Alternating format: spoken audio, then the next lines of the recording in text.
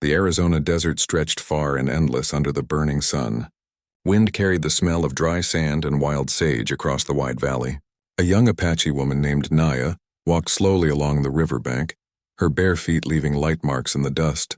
She was carrying a basket of herbs and roots she had gathered from the nearby canyon. The sun was almost setting, painting the cliffs in soft gold and red. It was a quiet evening. Even the river whispered softly as it moved over stones. But then something strange caught her eye. A dark shape lying still near the water.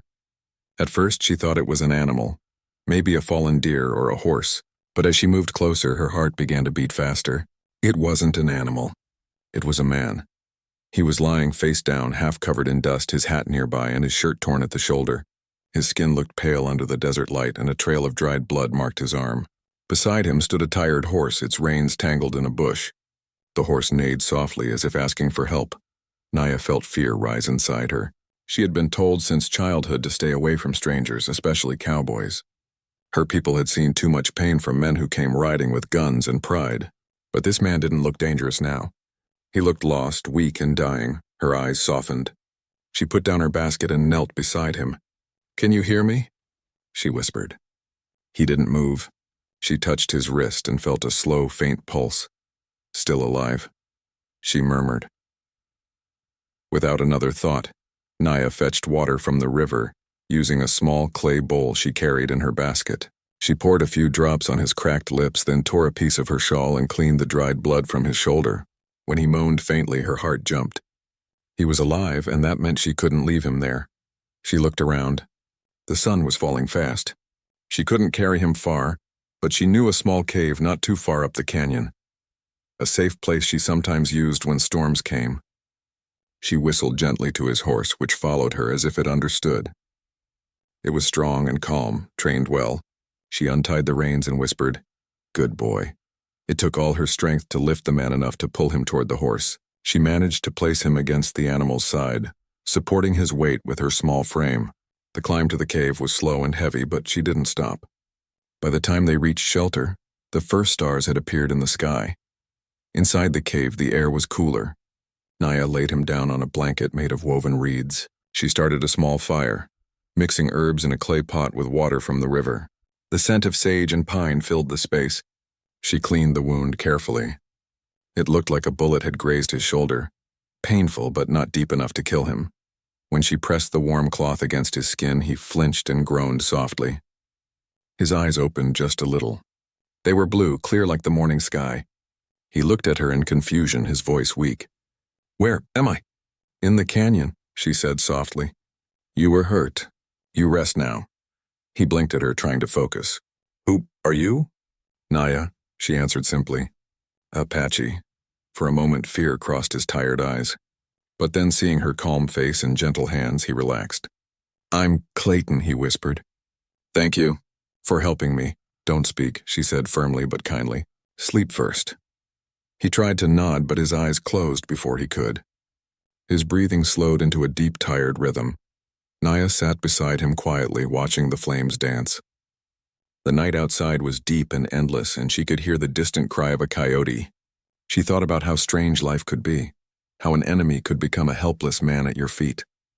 Yet something in her heart told her that saving him was the right thing to do. By morning, Clayton was still alive. His color had returned slightly, though his body trembled with weakness. Naya made him a drink from crushed cactus fruit and herbs. She held the bowl near his lips. "Drink," she said softly. He obeyed, drinking slowly, then coughed a little. "I thought I was done for," he said weakly. "You saved me." She didn't reply right away. She was not used to talking much, especially to outsiders. "You were lucky," she finally said. "The desert takes those who fight it." He smiled faintly. "Guess I was foolish to think I could ride alone through Apache land." Her dark eyes looked straight into his. "Land doesn't belong to one man or another," she said. "It belongs to the wind, the sun, and the spirits. You just walk on it for a time." Clayton blinked. He had never heard words like that before. Even in pain, he found them beautiful. "You talk like my grandmother used to," he murmured. "She said the land listens." Naya gave a small smile. Maybe she was wise. As days passed, the cave became a small world of its own. She cooked him corn cakes, gathered roots, and brought him fresh water. He watched her move with quiet grace, strong yet calm, her long hair tied with a small leather strap, her eyes deep and thoughtful. He learned to sit up after a few days. "You're not afraid of me?" he asked one afternoon. Naya looked at him calmly. "You're a man, not a storm. Fear only makes the heart small." He laughed quietly, surprised by her courage. "You speak better than most preachers I've met." She shrugged, continuing to grind herbs with a stone. Words are nothing if the heart is not clean. That night they ate together beside the small fire. The silence between them wasn't heavy anymore, it was warm. He told her about the ranch where he worked, about the open fields and the wild horses he tamed. She listened with curious eyes. In return, she spoke of her people, the songs they sang at night and the stories her mother told her about stars guiding lost souls home. When he heard her talk about stars, he looked up at the night sky. "You think they watch us?" he asked. "Yes," she said softly. "Every soul has a star that follows. Maybe yours led you here." He smiled faintly. "Then I guess my star has a strange sense of direction." She laughed quietly. The sound surprised him. It was the first time he had heard her laugh, soft and musical like water moving over stones. Over the next few days, the bond between them grew without words. She would find him trying to help with small tasks even though his arm was still weak. He insisted on fetching firewood, though he stumbled now and then. She would shake her head and smile, amused at his stubbornness. Sometimes, when she returned from gathering herbs, she found him carving small shapes out of wood, birds, animals, even a horse. He gave one to her shyly. "For you," he said. She took it, her eyes lighting up. "You have hands of patience," she said gently. "And you," he replied, "have the heart of mercy." As the sun dipped below the canyon wall, they sat quietly, side by side. The desert no longer felt empty. The silence now had meaning, a quiet understanding that didn't need language. When he finally asked how she found him, she told him about the day at the river. "I saw you lying there. I thought you were gone. But then I heard your breath. Why didn't you leave me?" he asked softly. She looked into the fire. "Because the earth does not leave a wounded bird to die," she said. "It gives shelter even to those who do not belong." Clayton said nothing for a long moment. His throat tightened. In that single sentence, he understood her spirit, the pure kindness that didn't ask who deserved it. That night, when he fell asleep under the sound of crackling fire, Naya sat beside him again. She watched his face in the soft light. His strength was returning, but she could see something else too. A man with sorrow behind his eyes, a man tired of fighting the world. She reached out and adjusted the blanket over him. "Sleep well, cowboy," she whispered softly. "The desert will keep you safe tonight." Outside, the wind moved gently through the canyon, carrying the faint sound of the river. The stars above shimmered like old memories. And in that quiet place, two strangers, an Apache woman and a wounded cowboy, began a story neither of them could have imagined. Days passed, and the sun kept rising over the quiet canyon where Naya and Clayton lived side by side. The desert began to change its colors from pale morning gold to deep orange at dusk. Life there moved slowly, but every small thing seemed to matter. For Clayton, even the sound of Naya's footsteps outside the cave gave him peace. For Naya, hearing his voice in the morning meant the stranger she had rescued was getting stronger. Each morning, she brought him water from the river, fresh herbs, and sometimes a small rabbit she had trapped. She cooked it with care, using the stones heated by the fire. The smell filled the cave, reminding Clayton of old camp nights when he rode cattle across long plains. He often watched her work in silence, admiring the patience in every movement. "You work harder than anyone I've ever seen," he said one morning, his arm still bandaged. Naya smiled slightly. "Work is life," she said. "If you stop, the heart forgets how to be thankful." Her words struck him. Simple, yet full of truth. Clayton tried to help whenever he could. He had started walking again, though slowly. He used a stick as a cane and followed her to fetch wood or water. At first she didn't like it, he was still weak, but she saw that helping made him happy. So she let him come even if he stumbled or dropped things along the way. They often walked in silence, but the silence wasn't cold. It was calm, filled with small sounds of life, birds calling, wind brushing through the canyon grass and the distant rhythm of the river. One afternoon, as they gathered dry branches, Clayton asked softly, Don't you ever get lonely out here? Naya looked at the sky for a moment.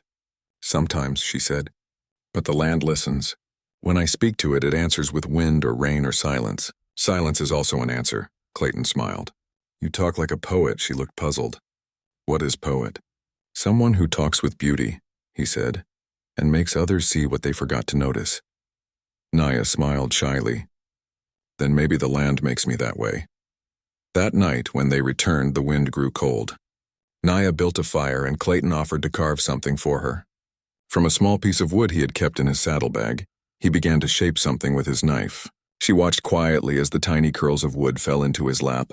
What are you making? She asked. You'll see, he said with a small grin. By the time the fire was low, he held out a small figure of a horse. Its body was rough, but its eyes seemed alive. For you, he said. So you don't forget I was here. Naya took it gently, her eyes shining in the firelight. I will keep it, she whispered. It will remind me that even wounded things can stand again. Clayton looked into her eyes, and for a moment, something unspoken passed between them, a feeling of quiet respect that words couldn't express. As the next few days went by, Clayton's strength returned. He began helping with more tasks, fixing the water jars, mending the small roof at the cave entrance, and training Naya's horse to carry loads more easily. She laughed when he showed her tricks to make the horse follow commands with whistles. Cowboy magic, he said proudly. Apache horses listen to hearts, not whistles, she teased. Then maybe I'll teach it both, he replied, grinning. Every evening, after the work was done, they sat by the fire. Clayton often told stories of the western towns, the noisy saloons, the dusty trails, the smell of coffee in the mornings, and the loneliness of riding through endless miles of nothing. Naya listened closely, her dark eyes full of curiosity. Why do men build towns if they still feel lonely? She asked one night. Clayton thought for a moment. Maybe because walls don't make homes, he said softly. Sometimes, even in a room full of people, a man can feel alone. She nodded slowly, understanding more than he expected. My mother said loneliness is not being without people, it's being without peace. He looked at her in surprise. Your mother must have been a wise woman. She was, Naya said with a small smile. She taught me how to heal wounds, but not the ones inside. Those take time. Clayton looked down at his bandaged shoulder. Maybe I'm still learning that lesson. She poured him another cup of herb tea. Then maybe the desert brought you here to finish learning, she said softly. He chuckled. You talk like a teacher now. Maybe, she said with a playful look. But you are a stubborn student. He laughed out loud for the first time since his injury. The sound bounced off the canyon walls and Naya smiled. The tension between them slowly faded, replaced by something gentler, trust. Days turned into weeks. The canyon, once quiet and lonely, now felt alive with laughter and light work. Clayton began to feel he belonged there, even if only for a short while. He often watched Naya as she sang softly while preparing food or washing clothes near the stream. Her songs were in Apache, but even without knowing the words, he could feel their meaning. Peace, gratitude, and love for the earth. One day, he joined her by the stream. Teach me one of your songs, he said. She looked surprised. You will not understand. Then I'll just hum, he said with a grin. Let the land understand for me. So she sang a short melody, slow and deep, and he followed as best he could. Their voices blended strangely but beautifully. The sound echoed between the canyon walls, carried away by the wind. After they finished, Naya laughed softly. You sing like a tired bear, she said teasingly. Clayton pretended to be offended. That's not fair. Bears have strong voices. Then maybe you are strong, she said with a hint of kindness. Strong men don't always need to fight. Her words stayed in his mind for a long time. That night, as he sat by the fire, he thought about how different she was from anyone he had met. She spoke with honesty and calmness, never trying to impress, never pretending to be someone else. She was like the desert, quiet but full of hidden life. A few evenings later, Naya brought him a small piece of dried meat and said, Tomorrow you walk to the big hill. If you can climb it without pain, your body is ready. He smiled. And if it hurts? Then you rest one more week, she said firmly. The next morning, he tried. The climb was not easy. His arms still ached and his legs felt heavy, but he didn't stop. When he reached the top, he looked down at the canyon, the place that had saved his life. He saw the cave, the fire smoke rising gently and Naya standing near the stream like a small part of the landscape itself. A feeling of peace filled him. When he came back down, tired but proud, Naya met him halfway. "You did it," she said with a smile. "Thanks to you," he replied. She shook her head. "The earth healed you. I only helped." But in his heart he knew it was her care that had kept him alive. The quiet strength, the patience, the kindness that expected nothing in return. That evening, the air was warm and the fire burned low. Clayton looked at her and said quietly, "You saved more than my life, Naya. You gave me something I didn't know I'd lost." She tilted her head. "What did you lose?" He thought for a moment. "Peace," he said finally, "and faith that good people still exist." Naya looked into the flames. "Then hold on to that. When you leave, don't forget this place." He looked at her sadly. "Leave?" She nodded slowly. "You have a life out there. I have mine here." For a moment, neither spoke. The sound of the wind filled the silence between them. But deep inside, both knew that something had changed forever. Clayton realized that the world outside, with its noise and greed, suddenly felt far away. Here, in this simple canyon, with this quiet woman, he had found something worth more than gold: understanding. When the stars appeared, Naya began to hum one of her soft songs again. Clayton listened quietly, memorizing every note, every glance, every flicker of firelight on her face. He didn't know what tomorrow would bring, but he knew one thing for sure. The desert had given him a gift he would never forget, and somewhere in her heart Naya knew too. Though she never said it out loud, she had learned to smile again because of the cowboy who had once been a stranger by the river. The morning light poured into the canyon, soft and golden. The fire from the night before had turned into gray ashes, and Naya was outside gathering wildflowers to dry for tea. Clayton sat near the cave entrance, sharpening a stick into a walking staff. His shoulder still ached, but he felt stronger than ever. The silence between them was peaceful now. They had grown used to each other's company. The quiet laughter, the little teasing remarks, the gentle rhythm of daily chores. Still, neither had asked what would come next. The thought of parting stayed like a shadow behind every smile. As Naya returned with her basket, she noticed the revolver lying on a rock near his hat. It gleamed under the sunlight, strange and mysterious to her eyes. She had seen weapons before, hunters, soldiers, strangers passing through the plains, but never up close like this. "What is it like?" she asked curiously. "To carry that thing all the time." Clayton glanced at the revolver, then back at her. "It's called a Colt," he said softly. "It's just part of a cowboy's life. Out there, a man never knows what danger might come." "Does it protect you?" she asked. He nodded. "Yes, but sometimes it also brings trouble. Many men lose their lives trying to prove who's faster." Naya tilted her head, puzzled. "So the thing that protects you can also take life?" He looked down at the gun. "That's the hard truth. It depends on who's holding it and what's in their heart." She walked closer, her eyes serious. "May I touch it?" Clayton hesitated. "It's heavy," he warned, "and not something to play with." "I only want to see," she said softly. He nodded carefully. "All right, but keep your finger away from the trigger." He placed the revolver gently in her hands. Naya studied it with deep concentration. It felt cold and alive at the same time, as if it carried stories of everything it had seen. The weight surprised her. It wasn't like a tool or a carving knife. It carried power. "Why do men need this much power?" she asked quietly. Clayton sighed. "Because men forget to listen. When they stop listening, they start fighting." She nodded slowly, as if understanding a little of what he meant. Her fingers brushed the smooth metal again, and for a brief moment she accidentally touched his hand.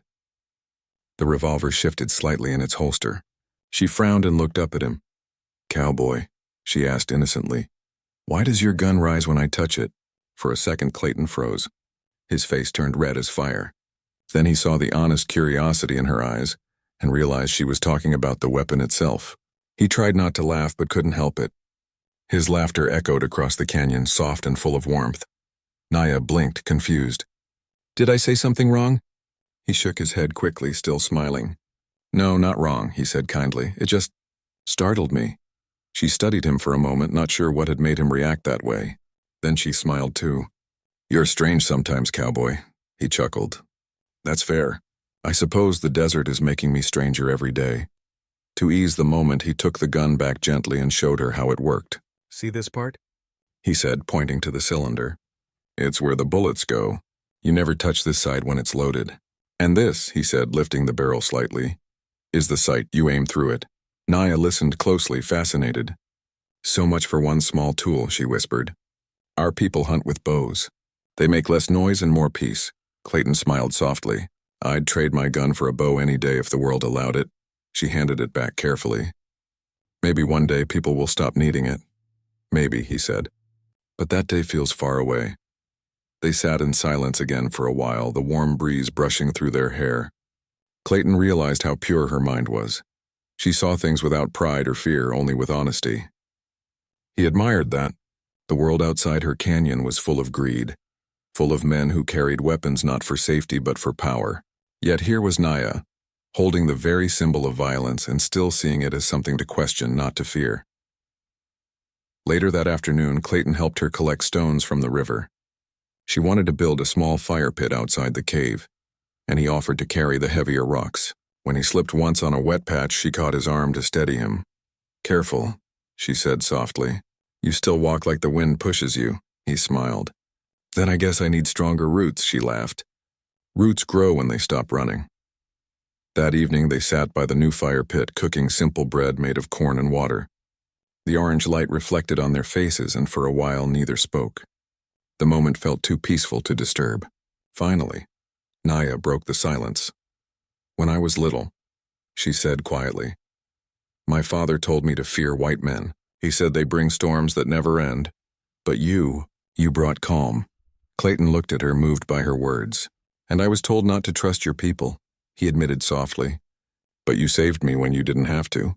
You showed me more kindness than anyone ever has. She looked at the fire. Maybe the earth laughs when men draw lines between each other. He nodded. Maybe it does. A long pause followed. The night was filled with the soft sounds of insects and the distant cry of an owl. Then Naya turned to him suddenly. Will you go soon? She asked. He looked down. I should, he said slowly. My horse is waiting. The ranch, it's far, but I can't stay here forever. She didn't reply. She looked at the flames, her eyes reflecting both light and sadness. The desert will remember you, she said finally. Even if you forget it. I won't forget, he promised. Not this place. Not you. She smiled faintly, hiding the heaviness in her heart. Then the land will be kind to you on your road. The fire burned lower and the air grew cold. Clayton reached into his pocket and pulled out a small silver coin, old and worn with a hole in the center. This was my father's, he said. He carried it for luck. I want you to have it. Naya hesitated. I can't take your father's thing. You can, he insisted gently.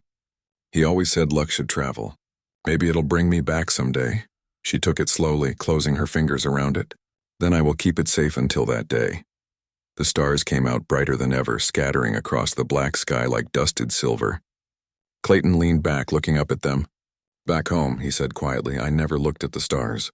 Too many nights, too much noise, but here, it feels like they're close enough to touch. Naya followed his gaze. They are always close, she said. Only people move too fast to see them. Her words made him smile. You make everything sound simple, Naya. She smiled softly. Life is simple. It's people who make it heavy. The fire crackled between them, the warmth filling the cool night. For a long while, neither said another word. They didn't need to. The silence spoke for them, the kind that comes when two souls begin to understand each other without trying. As Naya prepared to go inside the cave, she looked back once more. Cowboy, she said quietly, about your gun. He looked up, smiling. Yes? She grinned playfully. You should let it sleep too. Even weapons need rest, Clayton laughed. You're probably right. I think I'll sleep better if it does. He placed the revolver gently beside the fire, away from his reach, and then lay back under the stars. Naya smiled, wrapped in her blanket near the cave wall. That night, the desert wind blew softly, as if it carried an old secret. Somewhere between the rhythm of the wind and the whisper of the fire, two hearts rested side by side, neither belonging to the same world, yet somehow perfectly at peace. The morning came softly, with the sound of birds greeting the new sun. The canyon glowed in warm colors, gold rose and gentle orange. Naya was already awake, kneeling by the small fire, stirring a pot of herbs. The smell of sage mixed with sweet corn drifted through the air. Clayton stepped out of the cave, stretching his shoulders. His wound had healed almost completely, leaving only a faint mark that told the story of pain and survival. He smiled when he saw her. "You wake up earlier than the sun," he said. Naya looked up, smiling slightly. "The sun listens to those who rise first," she replied. He laughed softly, sitting beside her. "You always have an answer." "It is not answer," she said simply. "It is truth." They shared a quiet breakfast of corn cakes and berries. The taste was simple, but the moment felt full, like they were part of something bigger than themselves. After they finished eating, Clayton stood and picked up his hat. "I think I can finally ride today," he said with quiet pride. Naya looked at him for a moment. "So soon?" he nodded. "I can't stay hidden forever. My ranch is far, and the men I work with will think I'm gone for good." She turned her eyes toward the horizon where the desert stretched wide and endless. "The land never keeps anyone," she said softly. "Even the wind moves on." Her words carried a quiet sadness. Clayton walked closer, his boots crunching the sand. "You talk about the land like it has a heart," he said. Naya met his gaze. "It does," she whispered. "And it remembers every step you take." He looked down, silent. There was truth in her words. He could feel it. Every rock, every hill, every breeze in this canyon had watched them grow closer. It was as if the earth itself had stitched their stories together. The day grew warmer. They decided to walk one last time to the river where Naya had first found him. The air shimmered with heat and cicadas sang loudly in the distance. As they walked, Clayton told her about the places he had seen. The wide plains of Texas, the noisy towns filled with music and dust, and the people always chasing something they could never hold. "It sounds like your world is full of noise," Naya said gently. "It is," he admitted. "Too much noise and not enough peace," she smiled faintly. "Maybe that is why the desert brought you here." They reached the river by noon. The water sparkled under the sun, running fast between smooth stones. Clayton knelt down and splashed some on his face, feeling the coolness wake him up completely. He looked around, remembering the first day he'd been here, how weak and lost he had been. Now he stood strong again. Naya sat nearby, her feet touching the edge of the water. The wind played with her hair, carrying strands across her face. She looked calm, but inside her heart felt heavy. She knew that soon the cowboy would ride away, taking a piece of her quiet world with him. "Clayton," she said softly, "when you go, what will you do first?" He thought for a while. "I'll go back to the ranch," he said slowly. "Fix what's broken. Maybe plant something new. Maybe just sit and listen to the wind." She smiled faintly. "Then you learned from the desert." "Maybe I did," he said, smiling back. "You in this place taught me more than any preacher ever could." For a while, they both sat without talking. The sound of the river was enough. Then out of nowhere, Clayton said quietly, "I wish I could stay longer." Naya turned her head slightly. "Why don't you?" He hesitated. "Because the world keeps calling. But if I stay too long, maybe I'll forget how to live in it." She nodded, understanding more than he said. "Sometimes peace is not meant to be kept," she said. "It visits like rain." He looked at her, realizing how deep her words were. "You always know what to say?" She smiled a little. "No.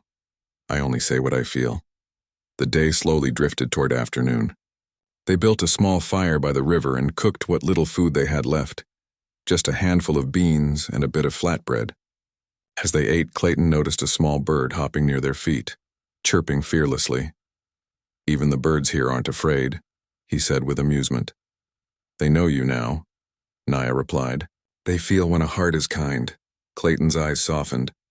"Do you feel that too?" She looked at him calmly. "Yes, you came with pain, but your eyes carry gentleness. That is rare in men." He didn't know what to say. Her honesty touched him in a way nothing else ever had. He realized that the woman sitting beside him was more than a healer or a friend. She was a mirror, showing him who he truly was beneath all the dust and pride. When the sun began to lower, painting the sky in deep gold, they decided to head back. As they walked, the silence between them felt full, like every unspoken word was floating in the air. At the cave, Clayton began to gather his things, his hat, his saddlebag, and the small carving knife he always carried. Naya watched quietly. Every move he made felt like a goodbye. Finally, he turned to her. I owe you everything, he said softly. You saved my life, Naya. You would have done the same, she replied. He shook his head. No, not everyone would have stopped to help a stranger, especially one like me. Her eyes glimmered in the firelight. The world is kinder when you believe in kindness, she said. He took a deep breath and reached into his bag. I have something for you, he said. He pulled out a small wooden box. Inside was a silver ring, simple but elegant, carved with tiny leaf patterns. This was my mother's, he said. She told me to give it only to someone who taught me something worth remembering. Naya's eyes widened. I can't take this, she said quickly. Yes, you can, he insisted gently. It's not for wealth or promise, it's a sign of gratitude. You gave me peace when I had none. She hesitated, then took the ring carefully. Then I will keep it safe, she whispered. It will remind me that even strangers can bring light. They stood close for a long moment, neither knowing what to say. The wind outside began to rise, brushing through the canyon with a low hum. Clayton finally spoke. Naya, I'll come back someday. She smiled faintly. The river will still flow. The stars will still shine. Maybe they will guide you here again. He nodded, his throat tight. And if they don't, I'll still carry this place inside me. That night, the stars came out one by one. They sat by the fire in silence, both knowing that the next sunrise would bring parting. The air carried a soft sadness, but it also felt complete, like a story reaching its quiet end. Before sleeping, Naya began to sing one of her mother's old songs. Her voice was low and peaceful, wrapping around the firelight like a warm blanket. Clayton listened with his eyes closed, letting the sound sink deep into his heart. When the song ended, she said softly, My mother used to sing this when someone left on a long journey. It calls the spirits to walk beside them. Then I'm lucky, he whispered, because I'll never walk alone. Naya smiled, her eyes shining in the dim light. No, cowboy, you won't. The fire burned low and the desert wind sighed gently through the canyon. They sat together until the stars faded into the soft gray of dawn. Neither spoke again, but their silence said everything. The gratitude, the friendship, the quiet bond between two souls from different worlds who had found peace, if only for a little while. The first light of dawn touched the canyon walls, turning them soft pink and gold. The wind was gentle, carrying the smell of desert flowers. Clayton stood by his horse, tightening the saddle straps, his face calm but his heart heavy. Beside him, Naya folded the small blanket he had used and placed it neatly near the fire.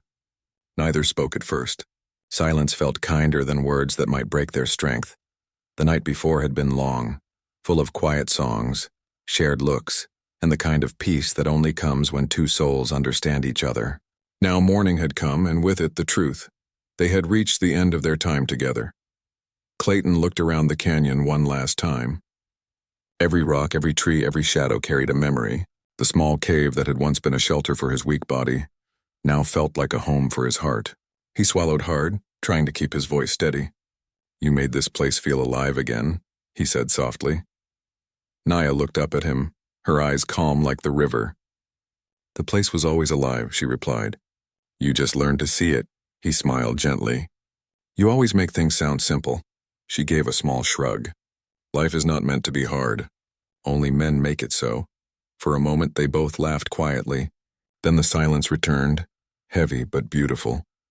Clayton reached into his saddlebag and pulled out a small piece of cloth.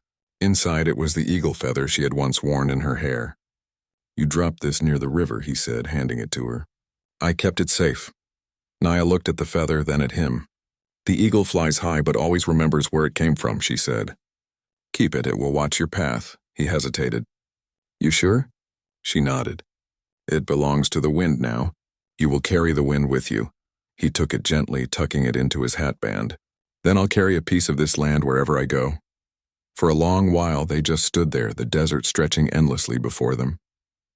The horse snorted softly, eager to move. The air was cool, but the rising sun promised heat soon. Clayton turned toward Naya one last time. I don't have words big enough to thank you, he said quietly. Naya smiled. Then don't use words. Just live with kindness.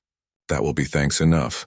He nodded, feeling the weight of her wisdom. She spoke with the calm of someone who had already made peace with the world. He wondered if he ever would. When he mounted his horse, she stepped closer and handed him a small leather pouch. This is for you, she said. Inside are herbs for healing and a few dried berries for your journey. He took it, his fingers brushing hers for a brief second. The touch was simple but full of unspoken emotion. You think of everything, he said softly. I only think of what matters, she replied. He smiled faintly. Then you're wiser than most people I've met. She didn't answer. She just looked up at him, her expression calm but her eyes glimmering with something he couldn't quite name. Care, maybe sorrow, or something deeper that didn't need to be spoken.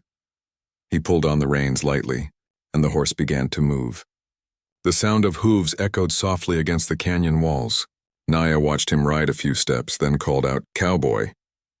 He stopped and turned back. She stood there in the sunlight, her long hair moving gently in the wind. Her voice was clear, carrying across the empty air. Will your gun rise again when I touch it? She asked, smiling playfully, her tone full of innocence and mischief. Clayton laughed, a deep, honest laugh that came from the heart.